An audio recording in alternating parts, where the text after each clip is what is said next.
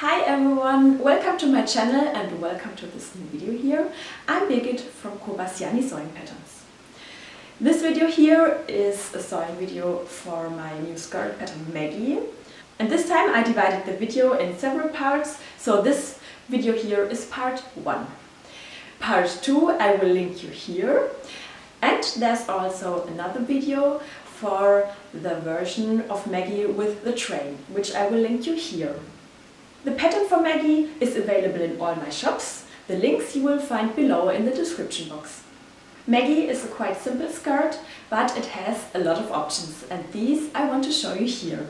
At first we have this option here with floor length and with train. For the train you have also the possibility to tie it up so that you can easily walk everywhere. This is the same option, just with another fabric, with African box print. And then we have this option here, which is also floor length but without train. Here this is the short version of Maggie, which is a midi length. And of course you can keep the seam at the center back, or you can cut it on fold like I've done it here. For the waistband you have these two options. Either you make a little bit a wider waistband or a very small one like this here. Further, there are two options for the waistband position. A higher one, which is really at the waistline, and a little bit a lower one, around 4.5 centimeter lower than the waist. What you don't see at the inside, of course, you can also sew your Maggie with a lining inside. The Maggie pattern is suitable for all kinds of woven fabrics, stable or flowing, that's up to you, but they shouldn't be too elastic. Before we start into this sewing project, don't forget to subscribe to my channel here and leave me a thumbs up here on YouTube. And now, let's start sewing. Have fun!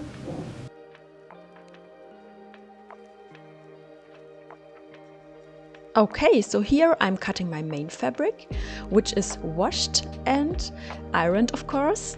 And I'm bringing both self edges to the middle to have a fold in order to cut my front and back pieces. In the written sewing instruction, which you will get together with your Maggie pattern, you will also find some cutting suggestions to cut your fabrics. In that instruction there are also some explanations how you can adapt the pattern exactly to your body shape. Of course, you can go all in with your first Maggie sewing sample with a beautiful fabric already, but of course there's also the possibility to make a test skirt before. But that's up to you to decide. I have to admit, I'm oftentimes team all in, but of course that's sometimes also a bit risky. What do you think about this?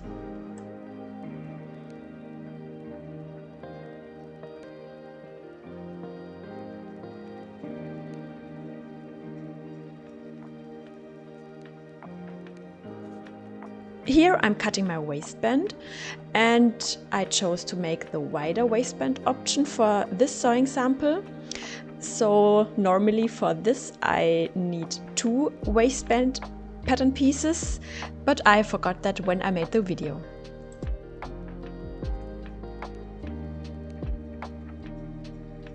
Yes, I'm a hoarder of interfacing rests, and finally for this project I can use up some of these rests for my outer waistband. Additionally, I've cut some small strips here, which are around 2 cm wide, for all the edges in the main fabric and lining where the zipper later will be sewn in. Now to the lining. Of course, you could print out the separate lining pattern parts, but it's super easy to cut also the lining parts with the main fabric pattern pieces, which I'll show you here. You have to make only one small adjustment at the lining during the cutting process. Please add 5 mm at the hip line. This is where you can also find a notch on the paper pattern. This means you start the hip curve like normal at the paper pattern edge, at the waistline, then you expand it a little bit, and then afterwards you return to the original side seam curve of the paper pattern. By the way, also for my lining I'm using up some rests, so the fabric looks a little bit weirdly shaped here.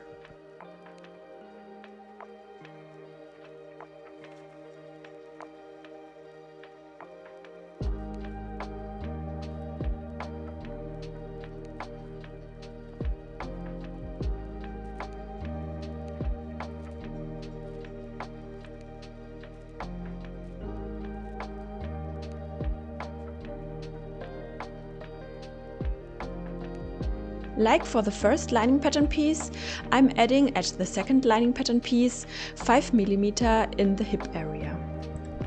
Of course, lining should be also shorter than the main fabric, but in this case, where I'm using the main fabric pattern pieces, I'm taking care of the lining hem just later when I'm doing the hem in general.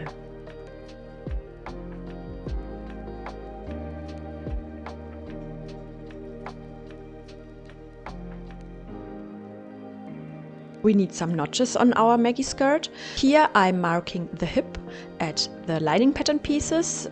On the main fabric I've already done this.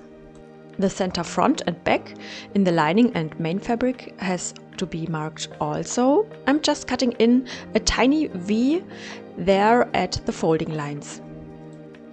For the darts in the front and back, I'm marking the dart beginnings, again with some tiny V's at the fabric edge, and the dart end I'm marking through a small hole of the paper pattern with a fabric marker. At the lining pieces, we only need the markings at the fabric edge.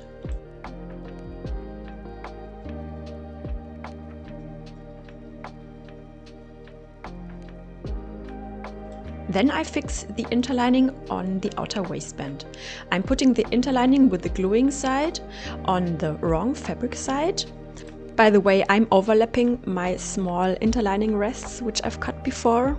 And then I'm ironing on the interlining through a simple cotton cloth with medium heat and without steam. I'm using here for this Maggie a soft viscose fabric, so I also would like to reinforce the fabric edge where the zipper will be later. I've chosen the right side seam for my zipper position here. I put the interlining strips along the fabric edge, and just to be sure that the fabric is not stretched out, I'm comparing the distance from the upper fabric edge to the hip notch with the paper pattern. The same I'm doing with the lining pieces, as the lining fabric is always a little bit slippery. Here you have to take care that you catch the right fabric edge. The best is you lay down your lining pattern pieces as they will be later in the skirt together with the main fabric. This means, for example, in this video here, you see the right fabric side of the lining facing upwards now. The wrong fabric side of the lining is facing to also the wrong fabric side of the main fabric. Like this, the pieces will be sewn together later. So the interlining strips are always on the wrong fabric sides. To put the straight interlining strips along the rounded hip curve, you can clip the interlining a few times so that it will be flat without pleats.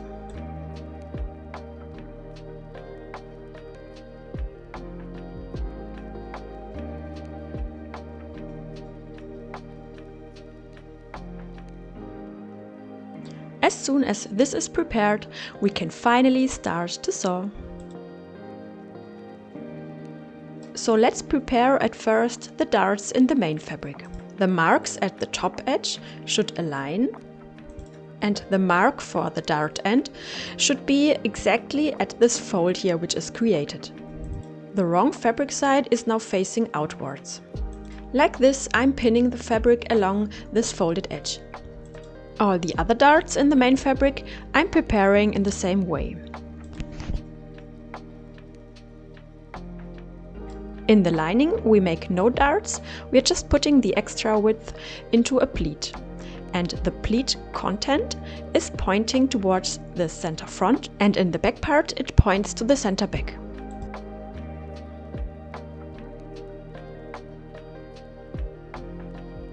Then I can sew the darts. I'm sewing in a straight line from the upper fabric edge, from the notches there, down to the mark for the dart end. At the dart end, I'm trying to make the angle between this sewn line and the fabric fold as flat as possible. Instead of locking the end of the seam by stitching back and forth, you can also knot the ends of the thread by hand. This also helps to make a smooth dart, but I'm much too lazy for this.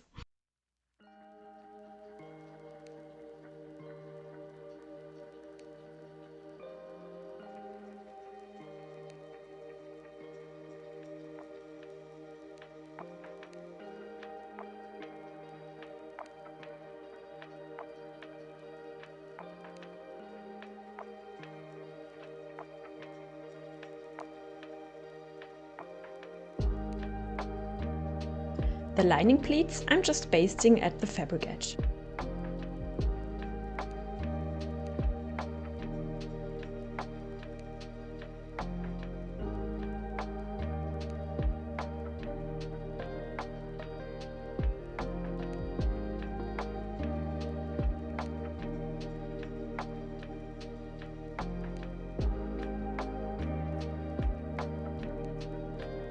Afterwards we have a quick stop at the iron.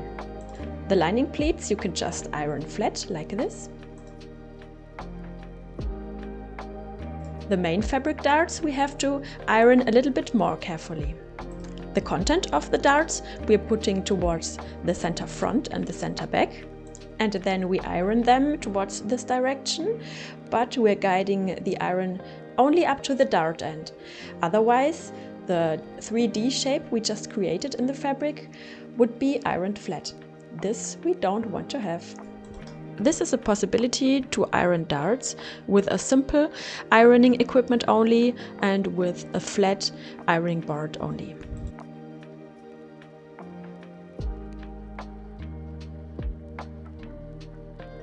Okay, so in the next chapter, at first we are serging all vertical seams.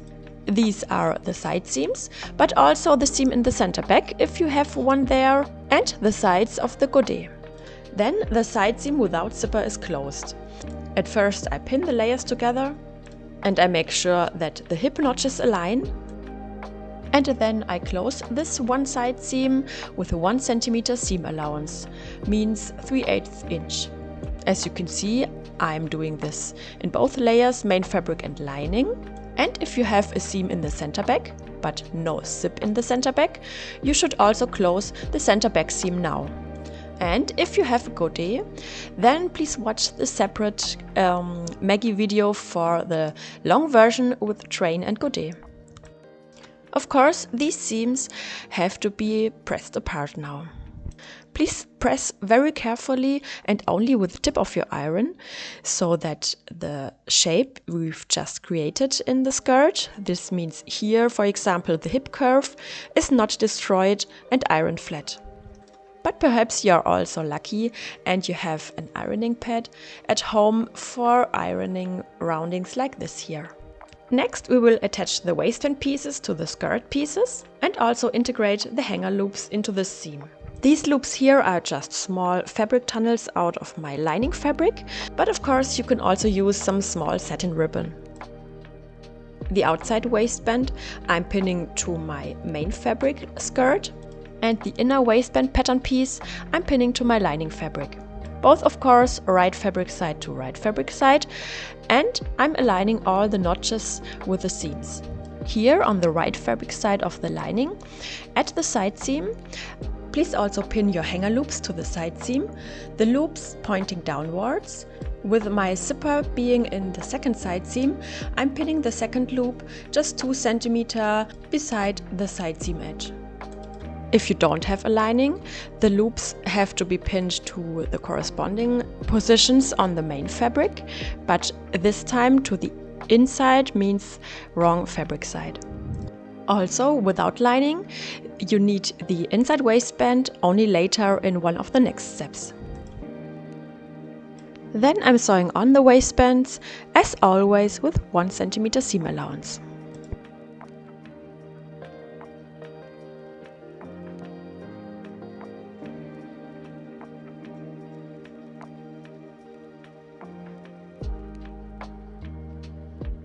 Then I'm pinning the outside and the inner waistband together along the upper edge, right side to right side of course. If you've worked with one waistband pattern piece only, that means for a smaller waistband, this step can be skipped of course. Afterwards I'm joining both waistbands with a seam with 1 cm seam allowance as always. This will be the upper waistband edge.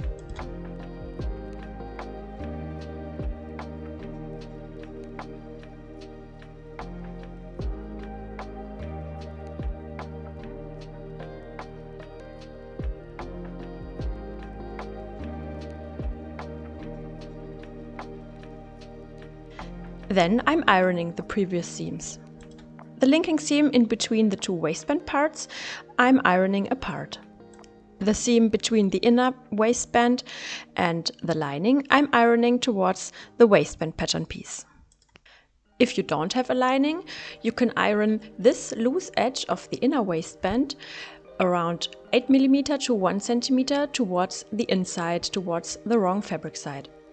The seam between the main fabric and the outer waistband I'm also ironing towards the waistband pattern piece. Then I'm folding the whole inside of the skirt, means the inner waistband and the lining, to the inside of the skirt, and I'm ironing again the upper waistband edge so that the seam line is slightly tilted towards the inside of the skirt. Okay, that's it for part 1. See you soon again to part 2 of the Maggie sewing videos.